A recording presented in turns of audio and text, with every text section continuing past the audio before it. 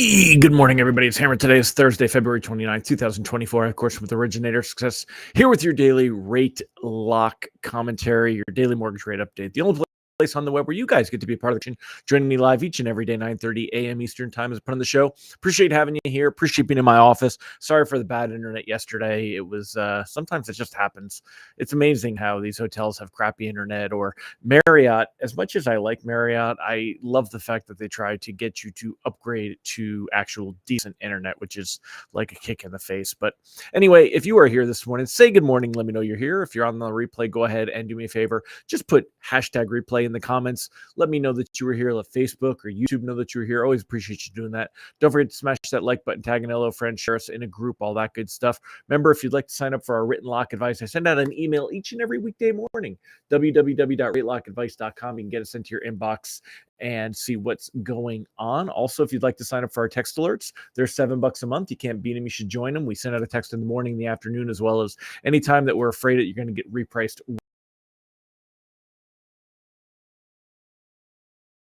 But not least, check us out at Originators. Find out how we help you get loans from Google and social media, and how we that's basically how you help you generate reviews, all that good stuff.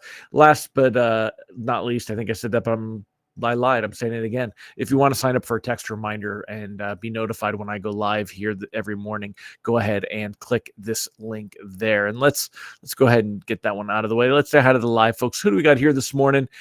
Which of my friends are here? Let's go ahead and say hello. We got a whole list of you. Good morning, y'all. We got Chris Montgomery here this morning, sir. Bobby Searson, great to see you, my friend. Mallory Fotiades. I don't know who is the Facebook user. It said Facebook user GM bonus day. Let me know who you are. I'm sorry. I know that Facebook blocks sometimes. Megan Lindbergh, good morning. Mike Morano, how you doing, my man? Tim Klyla. Mike, how are those wedding plans going? Everything going well? Tim Klyla, hope you were doing well in Michigan. Aren't you guys getting hit with the big storm up there? Kim Mason, good morning. Kelly Cargill, good morning. Rob Stewart, Tina Thornton, Luis. Mike said, aren't I going to the border today? No, I did that yesterday, man. Yesterday I was in and out, bada bing, bada boom, and it went well. You too can hire me for birthday parties or realtor events or for your LOs or whatever. So virtual or live. Kenny Rivard, good morning. It's Deb Dickinson. Good morning, Deb. So glad to have you here. So anyway, before we get into the good stuff, let's start with something fun this year. Leap year, right? Here's the science and math behind leap day. And basically, leap day is to make our calendar not matching our seasons. If we didn't have leap days, the months and the seasons would stop lining up the same way every year. And here was an interesting fact that I did not know. So basically, let me show you an interesting fact in a minute, but we have a leap year with an extra catch up to the length of time the Earth takes to the orbit to Sun. It doesn't take exactly 365 days for the Earth to complete an orbit. It takes almost 6 hours more than that. And but here's the thing, right? And I always thought leap year was every 4 years, but there's a rule. The rule about adding days. If a year is divisible by 100 and not divisible by 400, then we skip leap year. That means that we had a leap year in 2000, but the next leap year we skip is 2100. So in 2100, there will not be a leap year. And in 2100, there will not be a hammer. So I am not too worried about it, because 2024, I'm not going to get 75 years on top of my 40. So I'm not worried about that. But isn't that crazy? I didn't know that. I thought that was just interesting. So, all right, my friends, let's go into the good stuff. Let's get to it then. Now that we got that out of the way. And basically, rate sheets this morning should be slightly better after traders breathe a sigh of relief over the PCE inflation data. Quick spoiler, the data came in exactly as expected, but I've got a couple of bones to pick with some of the headlines on this. Good morning, Ron Siegel. Good to see you, Derek Bobadilla, Allison Foy. Great to have you here as well. So basically, that PC inflation data right now, if we look at the Bloomberg, let me pull this up. I'm going to pull this up side by side. I want to show you guys this. This is one of those things that you got to be careful what you're reading and where you're reading it and all that kind of a thing. Ooh, I like that. You got to be careful what you're reading, where you're reading it, and all that. So the Bloomberg article says, hey, Fed's preferred inflation metric increases by the most in a year. Okay. It increased by most in a year, but I don't see it. I don't understand. Like, we're actually, the headline is down to 2.4 and the core was 2.8. That's not the most in a year. And I actually like was looking at the archive of the past of the past sessions, right? I was looking at the archive here, and I mean, I've got a like, this was the headline for the December one, right? Number one, Fed's favorite gauge of inflation rose 0.2% in December, was up 2.9% from a year ago. So I think this is the part that they're trying to say, oh, well, it's the biggest increase in a year over month being like 0.4 instead of 0.3 or 0.2. I mean, come on, really? But the real number, and this is the core, was 2.9. Now it's 2.8. It's still improving. Yeah, it's not improving quickly, but it's still improving. I was looking for a chart on that. Good morning, Thomas Wolf. And Ron Siegel, do you know any charts on the PCE? I was trying to find one this morning. I couldn't find one that I was really comfortable with that was all that great. But here was one with the core PCE. And I'll show you guys this one. And you can see that inflation continues to go down. This is good. This is what we want to see. This is what the Fed wants to see. Now, the PCE is the Fed's favored gauge of inflation, more than the CPI, right? And we're not that far off from the 2% that the Fed is looking for. And if you remember going back months ago, the Fed said we're not really upset if inflation is averaging above 2%. Necessarily see it get to 2%. So 2.8%, not that terrible, right? It was forecast to be 2.8. It came in at 2.8. Last month, it was forecast to come in at 3. It came in at 2.9, right? It improved more than expected last month. The month before that, forecast 3.3, came in at 3.2. The month before that, it was forecast 3.5, came in at 3.4, which was revised from the 3.5. Forecast 3.7, actual 3.7. I mean, I don't know. I'm not seeing, but yet the headlines get real cute about it. You know, oh, it increases by the most in a year. That gets clicks, makes everything nervous. So anyway, the reprice risk on the day is low. We had a real good reaction to this economic data. Let me get my head out of the way. Let's get screen again. I'll show you guys this. So, we had a really good reaction to this data. Mortgage-backed securities were down big this morning. See this huge dip right here in the 48-hour chart? Wait for that to come back. You look at the Fred charts. Yeah, I thought about that. I just didn't know where to grab them this morning.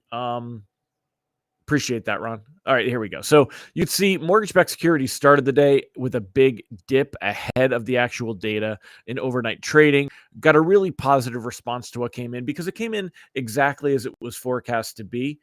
It was really, not really anything surprising, which is important. I'll just use this one, even though I don't agree with the headline. So the consumer spending -1 compared to minus 0.1 compared to minus 0.1. The price index, the headline PCE was plus 0.3, plus 0.3 point. You can see all the numbers. They match up, right? So everything came in as expected, and markets basically let out a sigh of relief. You could see that here. And we've seen things kind of put that. So this is really putting us into a good outlook at this point. Rates seem to have peaked. You could see we're really running in a sideways pattern here. If I were to let's just take this and we'll pull up a screenshot of it. Let me get that to come up, and we'll draw some pretty arrows on this thing. Come on, where's my software to come on? Where's my text message? There it is. Okay. All right, hold on. So let me grab this and we'll draw some pictures on this together. So basically, if we take a look at this, you can see that we're very much in that sideways pattern right here. So just like that. All right. So right about there, you could see how we get these wicks, these little thin lines that come up and hit it, come up and hit it, come up and hit it. So we've got this range going on right here that's been pretty solid. And that's holding mortgage-backed securities to be pretty equal. And then we're going to do the same thing over here on the 10-year, and we're going to put that range in. And I'm actually going to leave this outlier out, because there was one time that it was like at its lowest thing, right, and it was testing. But I mean, basically, you could see the 10-year has been following this green line right here. And that's the 100-day moving average. That has been a support level. Now, for the 10-year yield, remember, if it goes higher, that's bad for rates. You want it to go lower. We want the yield to drop. However, over here on mortgage-backed securities, we want those to go up. Up is good for mortgage-backed securities. Down is bad. These are inverse because this is prices and this is yield, and those are inverse. So right now, this 10-year really just holding steady the last couple weeks of February through here. And the same thing with that with mortgage bonds. They've been holding steady through here. Now, it's unlikely that we're going to see a tremendous amount of pressure because when we take a look at the Fed funds rate, and let's look at this together. All right, when we look at the Fed funds rate here, you can see that it really, I mean, things haven't changed too much. We've hit kind of our worst level. So markets rates were at their best when markets believed the Fed was going to cut in March. That off the table, 97.5%. Like nobody expects to see a March rate cut. This is where we were looking at for January last time around. So that is fully priced off the table. A May cut is almost all the way priced off the table at this point. There's only about a 20% expectation or 20% probability that we could see a rate cut in May. Now, we could improve if the labor market data next week, a week from tomorrow's March 1st. Normally that non-farm payroll data comes out the first Friday of the month, unless it's the first. So we're going to get that March data on March 8th, right? And then on March 12th, we're going to get the CPI inflation data. Now, if we get labor data that comes in with a revision to last month's report, because remember, last month's report was the seasonal adjustments came in ridiculously high, 350 something thousand jobs created over the 180,000 or whatever that were expected. It was just ridiculous numbers, right? If we see a revision to that, and if we see some signs of at least a normalized or slowing down labor market, things could improve a week from now. Now, if we see another strong labor report, that could be bad, but I don't think that markets want to give up too much more than what they have right now. Okay. Derek said, what's the next market moving report? The next market moving report, my friend Derek, is the labor market, the non-farm payroll data. I mean, of course, you've got on Friday, tomorrow, we're going to have PMI, which is market moving, but it's not big market moving, right? So you've got PMI data tomorrow, which could make for a bad day, but isn't a trend changer. In order to see the big trend changer, we're going to see that labor data coming in on March 8th. And then on March 12th, which is just a couple of days later, we're going to see that. Now, normally your labor data and the CPI data, not in line like that. Normally not in line.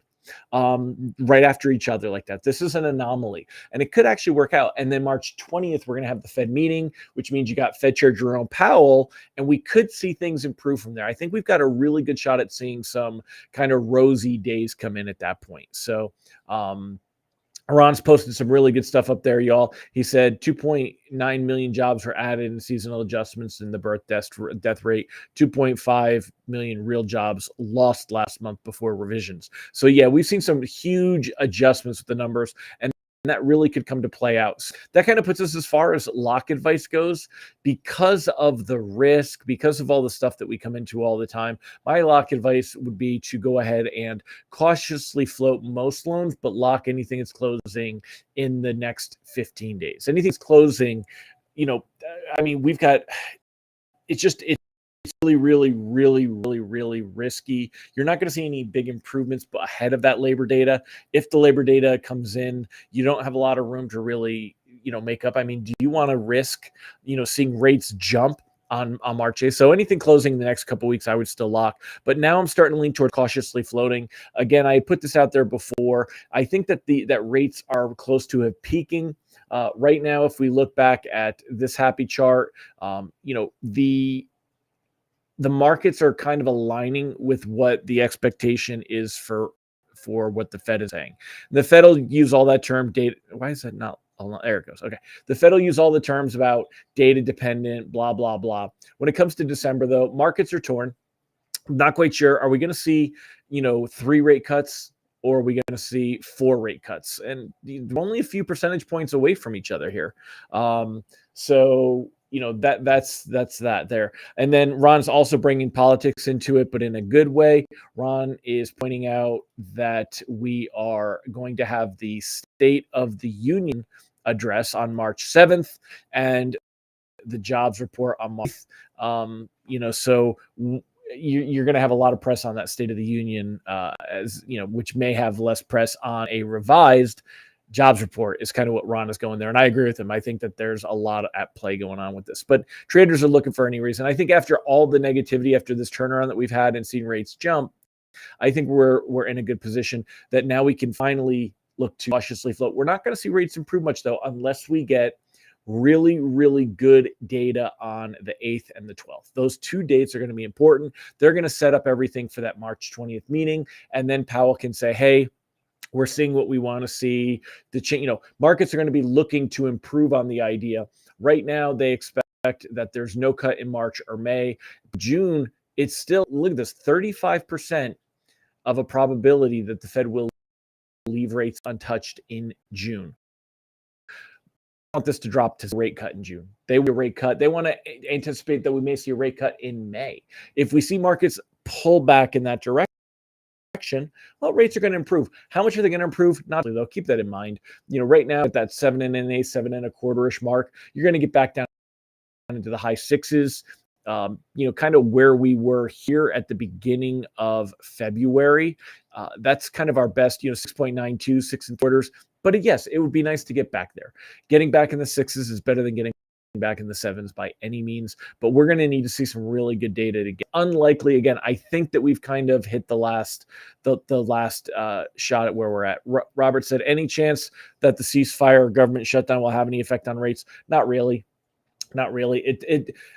Markets are so the Fed and all of this other stuff dominates their vision right now. The other things don't matter. As far as the government shutdown, we've talked about government shutdowns for years and years and years and years. We haven't seen one in, I want to say, 10 years. It's probably been at least 10 years. I think if not, it's very close. And markets aren't really afraid of a government shutdown. It's not like we're going to run out of money. And, they're just, there's so many other things. They're not worried about it. So you're not going to see any real big movements. It's all going to be about, when is the Fed going to start cutting? Are we going to see things slow down? That kind of a thing there. So that's kind of where all of it is. But all right, my friends, well, I've been rambling at you for 20 minutes. I'm going to go ahead and wrap it up again. Everything is down there for you. I think I hit all the little captions I put up this morning. And thank you for joining me. I hope this stuff helps you. Let me know in the comments if you guys, if you find value in this. I guess because I sit there and read it and talk about it so often. And I also, I haven't really been reading anyone else's stuff or looking at anyone else's. I don't know what anyone else is saying. I'll have to take a look at like Dan Rawich or Barry or even Matt Graham and see what their idea is on some of this stuff. I do take a look at David Schirmeyer stuff from Rate Alert. David is, to me, just an awesome resource, on kind of there. So good morning, Jerry Villa. Great to have you. And Deb, thank you so much. Appreciate you. But yeah, it seems like we're kind of in a spot now where things have settled down, which is good. So I'm not as concerned that we're going to see rates continue to creep higher from here. I think we're in a pretty good spot. I think we can, hold it up and slow it up. So always appreciate you people. And again, if I ask for the kudos, it's just because it's my only form of payment. Like to hear that what I'm doing does something, or not just rambling. Always appreciate you. Danielle DiMartino. Where do I find that, Ron? Where do I look for Danielle DiMartino stuff? I'd like to see more about that. Always looking for someone who, similar point of view, different point of view, want to see what someone else has to say. So let me know about that. All right, y'all, I'm going to wrap it up. I'll see you guys tomorrow. We will wrap up the week strong. Next week, I'm going to go back to putting in some questions of the day and some fun stuff too, just to jazz things up a little bit, and going to start giving some giveaways. I'll talk to you more a little bit about that tomorrow, and we'll have some fun stuff and start doing some giveaways. So, all right, my friends, I'll see you tomorrow. Take care, everybody. Remember, 9:30 a.m. Eastern time. See you then. Bye-bye.